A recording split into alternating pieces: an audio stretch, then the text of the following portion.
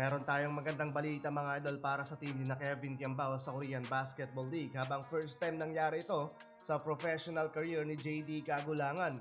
Well, eto nga mga idol at papasok na sa playoffs ang season sa KBL at for the first time sa career bilang professional basketball player, unang appearance ito mga idol ni JD Kagulangan sa quarterfinals ng liga. Hindi lang yan mga idol, siya din ang hinirang bilang Rookie of the Year kung saan nakapag-average siya ng 7.3 points, 2.4 rebounds and 4.3 assists per game sa loob ng total of 28 games this regular season. Kung babasihan lamang yung stats ay talagang magdududa ka kung bakit siya ang KBL Roy, pero sa mga laban ng KT Sonic Boom na on-field si JD grabe yung hustle and playmaking niya every game. Makakalaban nga mga idol ng KT Sonic Boom sa quarterfinals ang Daigo Kogas, kupo na naman ang former point guard ng Ateneo na si SG Bilanghel. Kung hindi lang mga idol na injured si Kevin Kiambao sa kanyang debut game sa KBL, paniguradong sa kanya sana napunta ang 2024 and 25 KBL Rookie of the Year this season. Nag-average siya ng 16.9 points, 6.3 rebounds, 3.9 assists and 1.3 steals per game sa loob ng 23 games in total this season. Grabing stats yan mga idol, parang hindi rookie ang kinamada sa KBL.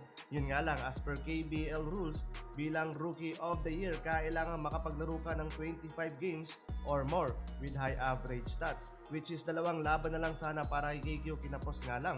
Pero may catch dahil sa kakaibang rules ng KBL next season, pwede pa rin kumandidato si KQ sa rookie title, or kung mas gaganda pa ang kanyang laro, pwede pang maging Asian Local MVP. Off-season na para ka na KQ. Walang problema sa lineup ng Sonosuke Gunner, pero magandang balita mga idol dahil magpapalit ng veteranong head coach ang Sonosuke Gunner at kukuha daw ng lehitimong big man. Dahil ayon sa mga sports analyst, journalist sa KBL, ang problema daw ay sa head coach at sa kanilang defensive play. Hope so maging maganda ang run ng Sonosuke Gunner next season.